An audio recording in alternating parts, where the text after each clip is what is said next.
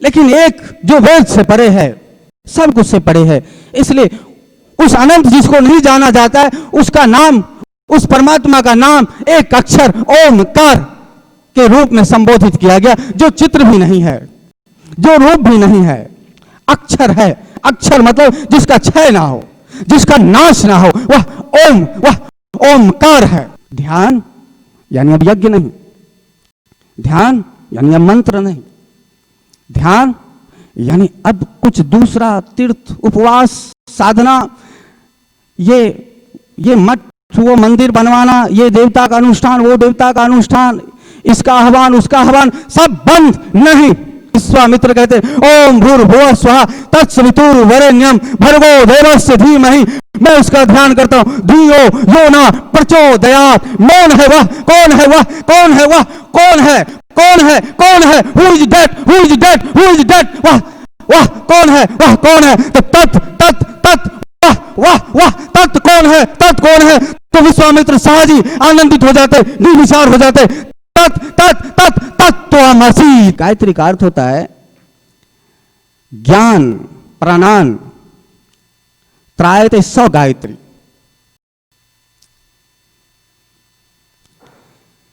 कहा गया जो प्राणों की रक्षा करने वाला है उसे गायत्री कहते। प्राण, अब अलग अलग ज्ञानियों ने, अलग अलग महात्माओं ने अलग अलग अर्थ निकाला, लेकिन सबका अर्थ यही निकला कि जो प्राण की रक्षा करने वाला वो गायत्री, सौ गायत्री। जो प्राण की रक्षा करने वाला, तो प्राण क्या, वह भी प्रकृति के अंदर ही आता है। प्राण मतलब पांच प्राण, अपान, उदान, व्यान, समान, प्राण, पांच प्राण, पांच उप प्राण। प्राण की रक्षा करने वाला यानी प्राण को बल देने वाला, यह गायत्री कहलाता है। यानी जो प्राण को पुष्ट करे। प्राण मतलब आत्मा नहीं, प्राण मतलब तटस्थ नहीं, प्राण मतलब साक्षी नहीं, प्राण मतलब प्राण। प्राण, पांच प्राण से जो शरीर चल रहा है, जो परवरिश हो रहा। लेकिन यह खोज, गायत्री का जो खोज है, वह वेद से ऊपर का खोज और साक्षी और परमात्मा का नीचे का। इसलिए गायत्री श्रेष्ठ नहीं है, लेकिन वेद से श्रेष्ठ कहा गया। वेद से श्रेष्ठ का मतलब, इसलिए गायत्री को कहा गया वेद की माता, यानी वेद माता गायत्री। जब वेद माता गायत्री को कहा गया तो वेद माता कहते के साथ एक बात तो पक्का हो गया कि मां तो उसी को कहोगे ना जो श्रेष्ठ हो। और जब मां श्रेष्ठ है तो फिर वेद तो फिर बच्चे हो गए ना मां का, तो बच्चे तो छोटे ही हो गए, बच्चे तो फिर बच्चे ही होते। इसलिए गायत्री मां हो गई और वेद उनके बच्चे हो गए। इसलिए वेद माता गायत्री, वेद की मां गायत्री को कहा गया। और वेद मां गायत्री को कहा गया, ये अद्भुत चीजें। इसका ऋषि के विषय में कहा गया कि विश्वामित्र ने इस मंत्र की रचना की, इस मंत्र का खोज किया। और इस मंत्र के खोज करने के कारण वही है कि वेदों से युक्त होकर विश्वामित्र चलते थे। और विश्वामित्र वेदों से युक्त होकर चलते थे और परमात्मा के सानिध्य को कभी प्राप्त ही ना कर पाए। जो काम करते थे वेद अनुकूल करते थे, वेद के अनुसार चलते थे और बार बार मोहित हो जाते थे। वेद के अनुसार यज्ञ करना, हवन करना, कुंड करना, दर्शन करना, तीर्थों में जाना, जो भी चीजें हैं वेद के अनुसार करते थे। ना काम खत्म हुआ विश्वामित्र का, ना क्रोध खत्म हुआ, ना लोभ खत्म हुआ, ना अहंकार खत्म हुआ। इसलिए जब विश्वामित्र तपस्या करते थे वेद अनुसार ही, जो वेद में लिखा था, घास पत्ते खाओ, ये खाओ, वो खाओ, ये व्रत उपवास करो, जो भी वेद में था, सतगुण, रजोगुण, तमोगुण का जो भी वृत्ति था, विश्वामित्र सब करते थे। आरंभ कर दी साधना का। और विश्वामित्र का साधना और संसार के आम साधना बिल्कुल एक जैसा है। एक आम आदमी जब साधना के लिए चलता है तो विश्वामित्र का साधना और आम लोगों का साधना बिल्कुल एक है, रत्ती भर भी डिफरेंस नहीं है। लेकिन फिर भी विश्वामित्र की साधना और आम साधना में देखो क्या है। जब कोई आम साधक साधना करने के लिए आता है तो सबसे पहले एक प्रश्न उसके अंदर जरूर उठता है और आपके अंदर भी उठेगा। जब आप सोचोगे कहीं पर हम जाएं, साधना आदि करेंगे, तो सबसे पहले आपके अंदर जो प्रश्न उठेगा वो काम का उठेगा। काम, हमें यदि काम सताए तो हम क्या करेंगे? आपको यदि सबसे पहला प्रश्न आपके मन मस्तिष्क पर आएगा तो काम वासना का ही आएगा। और आप साधना के लिए चल पड़ोगे। और जब साधना के क्षेत्र में पहला विघ्न यदि कुछ आएगा तो काम वासना का आएगा। वही विश्वामित्र के साथ हुआ। विश्वामित्र साधना पर बैठ गए, वेद अनुसार साधना करने लगे। तब तक गायत्री का जन्म नहीं हुआ था, तब तक वेद अनुसार चल रहे थे, तब तक कुछ भी विश्वामित्र ने अलग नहीं सोचा, जो जो कहा हुआ था वेद में उसके अनुसार चलने लगे। तो पहला काम वासना सताया। अभी थोड़ा दिन साधना किए ही थे कि एक स्त्री के मोह में फंस गए, मोहित हो गए, प्रेम कर बैठे, फिर विवाह कर लिया, फिर बच्चे कर लिए और 10 साल निकल गए। यानी कि काम में डूब गए विश्वामित्र। यानी त्रिगुण का जो रूप है, स्वरूप है, वो काम ने विश्वामित्र का चित्त को हरण कर लिया और लगा दिया। यानी काम ने विश्वामित्र को साधना के पक्ष से गिरा दिया। और वेद का काम, वेद की साधना, काम नहीं रोक पाए ना वेद रोक पाए। जब काम में गए तो विश्वामित्र का 10 साल अपने जीवन का अमूल्य समय नष्ट हो गया। 10 साल के बाद जब पति पत्नी में जैसे झगड़ा आप लोग का होता है, वैसा विश्वामित्र का होने लगा झगड़ा। और जब ये डिमांड होने लगा कि ठीक है बच्चे पैदा कर लिए, बच्चे का क्या होगा, ना स्कूल भेज रहे ना कॉलेज भेज रहे, इसके लिए तो कुछ करो। क्या दूसरे जगह भीख मांग मांग के लाकर परवरिश करते, कुछ काम धंधे करो। अब विश्वामित्र ये महात्माओं का चोला पहन के भिक्षावृत्ति करते थे। और गांव वाले भी ताना मारते थे विश्वामित्र को कि तुम भी गृहस्थ, हम भी गृहस्थ, तुम भी घर संसारी, हम भी घर संसारी, ये क्या कर रहा है। अब विश्वामित्र से ताना बर्दाश्त नहीं हुआ, फिर विश्वामित्र पत्नी और बच्चे को छोड़कर भागते वहां से और फिर वेद के साधना में लग जाते। तो काम को छोड़कर भागा। 10 साल काम ने उनको डुबोया साधना के काल में, इसलिए काम का नहीं हो पाया। जब 10 साल के बाद जब घर को छोड़कर भागे, पत्नी और बच्चे को अकेला छोड़कर भागे, फिर वेद अनुसार साधना में लग गए। फिर कहीं लकड़ी आदि जलाने लग गए, फिर कोई जो जो हवन कुंड है वो करने लगे, जो जो जब बताएगा इस देवता को करो, उस देवता को करो, करने लग गए। जो ये तीर्थ में जाओ, वो तीर्थ का यात्रा करो, विश्वामित्र फिर वही करने लगे। लेकिन फिर क्या, क्रोध हावी हो गया। अब क्रोध ऐसा हावी हो गया कि सामने वाला कहेगा आपसे बड़ा तपस्वी तो वशिष्ठ मुनि, आपसे ज्यादा ज्ञान तो वशिष्ठ मुनि का है। तो विश्वामित्र को क्रोध आया, बर्दाश्त नहीं हुआ और गए और वशिष्ठ के 100 पुत्र थे, 100 का हत्या करके आ गए। क्रोध में 10-20 साल विश्वामित्र का क्रोध में गए। अब सोच होने लगा, करे ये क्या किया। फिर छोड़े, वो सब बोले अब क्रोध में नहीं करना है। काम गया, क्रोध गया, काम ने डुबोया, क्रोध ने डुबाया और जाके फिर अब लगे वही वेद अनुसार फिर साधना में। जब फिर वेद अनुसार साधना में लगे, सोचे अब क्रोध नहीं करेंगे, काम नहीं करेंगे। और ऐसा आप लोग करते हो,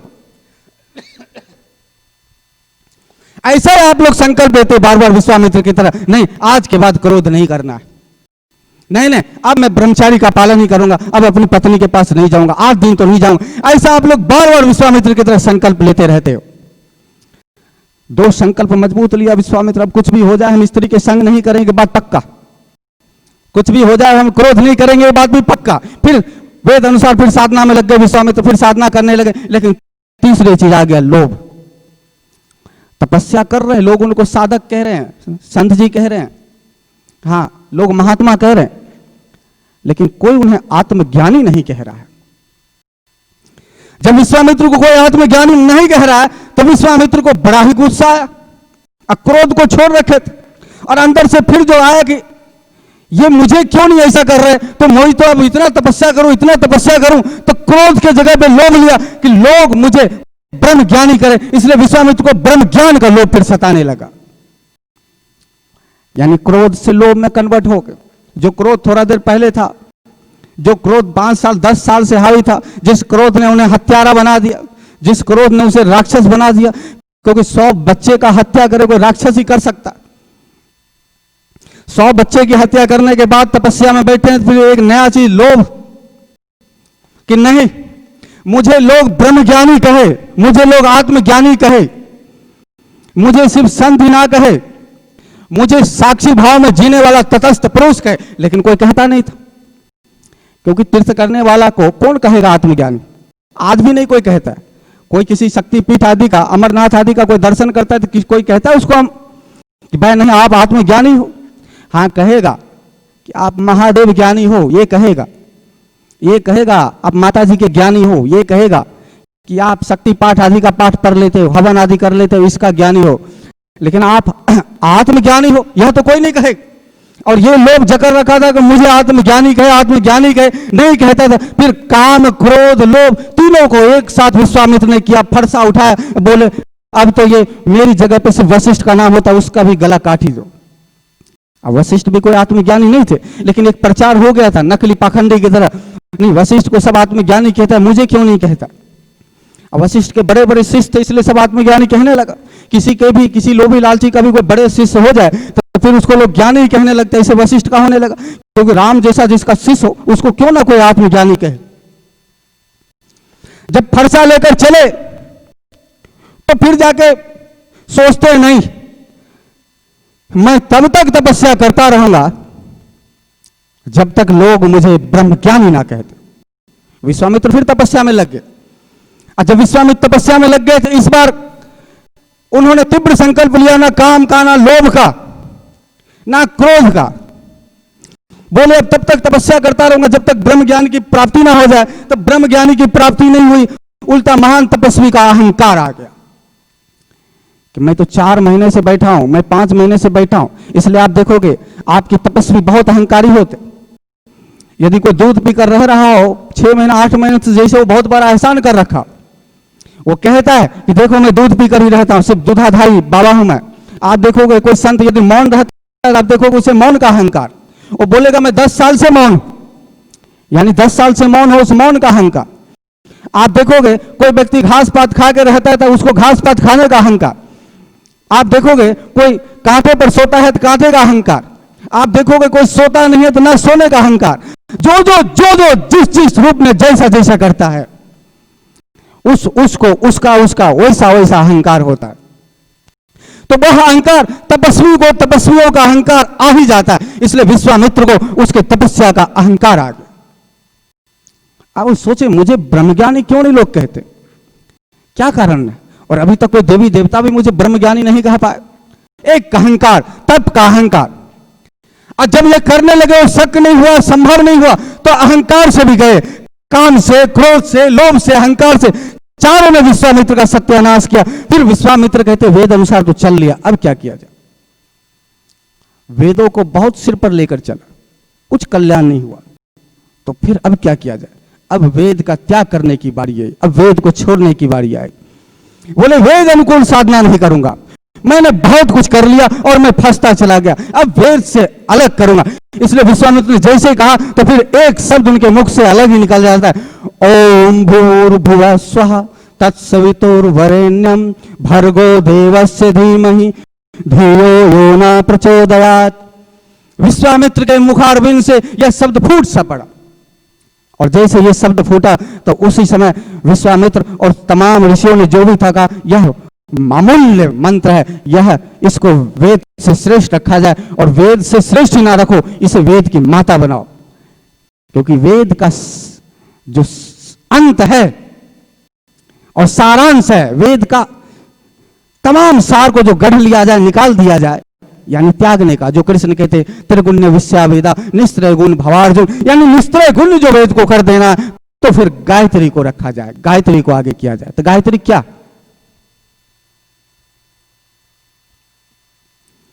ओम भूर्भुवः स्वः। ओम एक शब्द, ना रूप, ना आकार, ना विकार, ना साकार, ना निराकार, एक सबकी ध्वनि का ओमकार ओम, जिसे विश्वामित्र नहीं जानते हैं, लेकिन एक जो वेद से परे है, सब कुछ से परे है। इसलिए उस अनंत जिसको नहीं जाना जाता है, उसका नाम, उस परमात्मा का नाम एक अक्षर ओमकार के रूप में संबोधित किया गया, जो चित्र भी नहीं है, जो रूप भी नहीं है, अक्षर है। अक्षर मतलब जिसका क्षय ना हो, जिसका नाश ना हो, वह ओमकार है। इसलिए ओम भूर्भुवः स्वः, जो पृथ्वी लोक, स्वर्ग लोक, आकाश लोक, जो सब जगह है, भूर्भुवः स्वः, धरती, आकाश, जो तीनों लोकों में हो, जो तीनों लोकों में पर्याप्त हो। ओम भूर्भुवः स्वः तत्, जो तत्, कौन तत्? Who is that? कौन वह? तत् मतलब वह जो तीनों लोक में है, वह सवितु रचना करने वाला, बनाने वाला, क्रिएटा, रचयिता कोई होगा जो सब बनाया होगा। ना जाने कौन है। ओम है, कौन है वह? तत् है। Who is that? कौन है वह? कौन है वह? कौन है वह? कौन है तत्? इसलिए ओम भूर भुवः स्वः तत् सवितु। तत् वह कौन है जिसने यह सब बनाया? सवितु वरेण्यम। मैं उसकी वरण करता हूं, मैं उसको नमन करता हूं, मैं उसकी शरण में हूं, मैं उसकी शरणागत हूं। जिसको मैं नहीं जानता हूं, जो अज्ञात है, मुझे पता नहीं वह कौन है। वह आकाश की तरफ हाथ उठाया विश्वामित्र ने। ना वेद का मंत्र पढ़ा, ना कोई हवन किया, ना कोई कुंड किया, ना कोई तीर्थ यात्रा किया, ना कोई व्रत उपवास किया। ओम भूर्भुवः स्वः तत्सवितुर् वरेण्यम। मैं उसको पूजन करता हूं जिसको मैं नहीं जानता हूं। ओम भूर्भुवः स्वः तत्सवितुर् वरेण्यम भर्गो देवस्य। भर्गो जो पाप को नाश करने वाला है, जो सब कुछ का कल्याण करने वाला है, जो प्राणदायक है, जो प्रतिष्ठावान है, जो जगत पिता है। भर्गो देवस्य जो सबके दिनों को दीन हरने वाला है, जो मुक्ति दाता है, जो कर्म बंधन से मुक्त कर देने वाला है, जो लक्ष्य 84 से पीछा छुड़ाने वाला है। ऐसा भर्गो देवस्य, ऐसा देवता देव पुरुष परमात्मा को भर्गो देवस्य धीमहि मैं ध्यान करता हूं। ध्यान यानी अब यज्ञ नहीं, ध्यान यानी अब मंत्र नहीं, ध्यान यानी अब कुछ दूसरा तीर्थ उपवास साधना, ये मठ वो मंदिर बनवाना, ये देवता का अनुष्ठान वो देवता का अनुष्ठान, इसका आह्वान उसका आह्वान सब बंद। नहीं, नहीं, मैं उसका ध्यान करता हूं, एक अज्ञात का ध्यान करता हूं, जिसको देखा नहीं, जिसको सुना नहीं। वो कोई होगा जो सब कण कण में व्याप्त है, जिसके विषय में लिखा नहीं जा सकता है, जिसके विषय में कहा नहीं जा सकता है, जिसके विषय में सुना नहीं जा सकता है, जो वेद से परे है। त्रिगुण्य विश्या वेदा निस्त्रय गुण भवा अर्जुन। जिसके विषय में कृष्ण कहते तू निस्त्रय गुण हो जाए, उसी के विषय में विश्वामित्र कहते ओम भूर्भुवः स्वः तत्सवितुर् वरेण्यम भर्गो देवस्य धीमहि मैं उसका ध्यान करता हूं। धियो यो न प्रचोदयात्। मेरी बुद्धि को प्रकाशित करो हे प्रभु। हे तीनों लोकों में व्याप्त भूर्भुवः स्वः, तीनों लोकों में प्रकाश करने वाला सवितु सविता रचयिता, संसार का मालिक, जाने कौन हो जहां हो, मैं आपको देखता नहीं, आप मुझे देखते हो। सबने कहा है आप हर तरफ हो और मेरी सीमाएं हैं, मैं सब तरफ नहीं देख सकता। मेरा 2 हाथ है, 2 पैर है, मेरी पहुंच नहीं है, आपकी पहुंच है। मैं आपकी दुनिया में हूं, मैं आपकी संसार में हूं। हे प्रभु आप जहां भी हो, मैं आपका बच्चा हूं, आप मुझे देखो। भर्गो देवस्य धीमहि मैं आपका ध्यान करता हूं। धियो यो न प्रचोदयात् मेरी बुद्धि को प्रकाशित करो। जैसे विश्वामित्र ऐसा बोलते मेरी बुद्धि को प्रकाशित करो, उसके बाद सारा अतिक्रम सब वेद अनुकूल जो भी था सबको छोड़कर और शांत होकर बैठ जाते। शांत होकर बैठकर फिर धीमहि यानी ध्यान, प्रकृति से परे, सतगुण रजोगुण तमोगुण से पहले, रूप रस गंध स्पर्श ये सब पंच विषय आदि जो है ये सब से परे होकर निर्विचार की तरफ चले गए। तो फिर जिसको विश्वामित्र कहते थे ओम भूर्भुवः स्वः तत्, हु इज दैट? कौन हो तुम? वह कौन है? जब कहने लगे वह कौन है, तत् कौन है जिसे मैं नहीं जानता, उसको मैं कैसे पूछूं? उसका प्रभाव क्या है? जिसने सबको रचा वो कण कण में जरूर होगा, वह मुझे देख रहा होगा, पर वह कौन है? जैसे कहते धीमहि धियो यो न प्रचोदयात्, जिसे कहते मुझे प्रकाशित करो। और ऐसा करके धीमहि मैं जब ध्यान करता हूं तो जैसे प्रश्न बना कौन है वह? कौन है वह? कौन है वह? कौन है? कौन है? कौन है? Who is that? Who is that? Who is that? वह कौन है? वह कौन है? तो तत् वह तत् कौन है? तत् कौन है? तो विश्वामित्र सहज ही आनंदित हो जाते, निर्विचार हो जाते। तत्त्वमसि, तत्त्वमसि, तत्त्वमसि, तत्त्वमसि, वह मैं हूं।